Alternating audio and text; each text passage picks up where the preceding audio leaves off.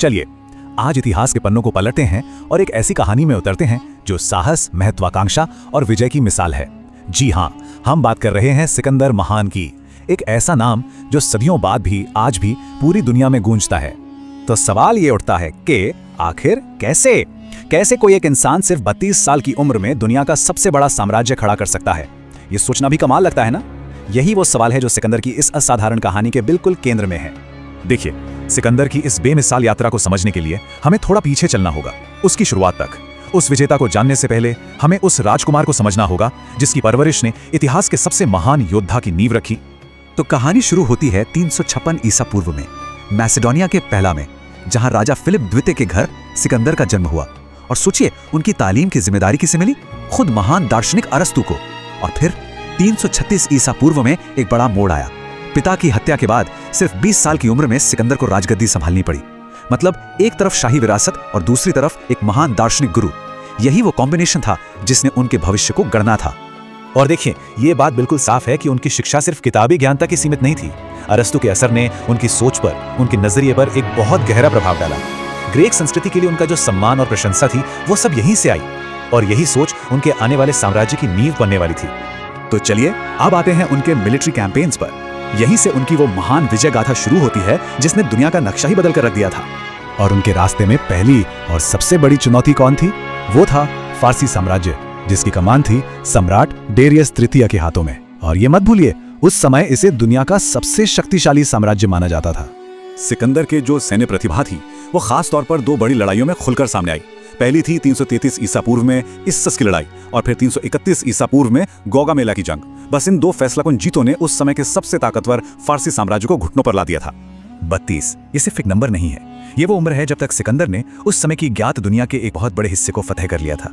ये एक ऐसी उपलब्धि है जो आज भी इतिहासकारों और सैन्य रणनीतिकारों को हैरान कर देती है। और जरा उनके साम्राज्य के फैलाव पर नजर डालिए। पश्चिम में यूनान से लेकर पूर्व में मिस्र, इराक, ईरान, अफगानिस्तान और आज के पाकिस्तान तक ये उस युग का सबसे बड़ा साम्राज्य था, इसमें कोई शक नहीं। लेकिन हर विजय अभियान की एक सीमा होती है। तो अब हम सिकंदर के सफर के उस पड़ाव पर आते हैं जो उसके अभियान की आखिरी सरहद साबित हुई, यानी भारत। और यही वो जगह थी जो एक बड़ा टर्निंग पॉइंट बनी। ये बात है 326 ईसा पूर्व की, जब सिकंदर की सेना ने भारतीय उपमहाद्वीप में कदम रखा। यहाँ झेलम नदी के किनारे, जिसे हाइडेस्पीस भी कहा जाता था, उनका सामना हुआ राजा पोरस से। नतीजा, सिकंदर ने राजा पोरस को हरा दिया, अपनी जीत का सिलसिला जारी रखा। लेकिन यहीं पर कहानी में एक ट्विस्ट आया। सालों की लगातार लड़ाई से उनकी सेना पूरी तरह थक चुकी थी और उन्होंने आगे पूर्व की ओर जाने से साफ मना कर दिया, एक तरह से विद्रोह कर दिया। तो एक तरफ थी सिकंदर की कभी न रुकने की जिद और दूसरी तरफ थी उसकी थकी हारी सेना। यहीं आकर उसे रुकना पड़ा। सिकंदर का जीवन भले ही लंबा नहीं चला, पर उसकी विरासत आज भी जिंदा है। तो अब लड़ाइयों से हटकर चलिए उसके स्थायी प्रभाव पर ध्यान देते हैं, जो असल में उसकी सच्ची विरासत है। और जानते हैं, शायद उसकी सबसे बड़ी जीत किसी जंग के मैदान में हुई ही नहीं थी। हाँ, ये सुनने में अजीब लगे, पर उसकी सैन्य विजयों से भी कहीं ज्यादा बड़ा था उसका सांस्कृतिक प्रभाव, वो असर जो उसने दुनिया पर छोड़ा।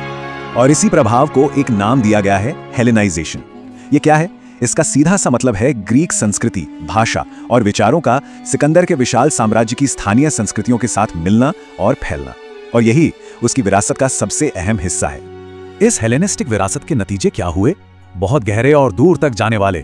उसने मिस्र में अलेक्जेंड्रिया जैसे कई नए शहर बसाए।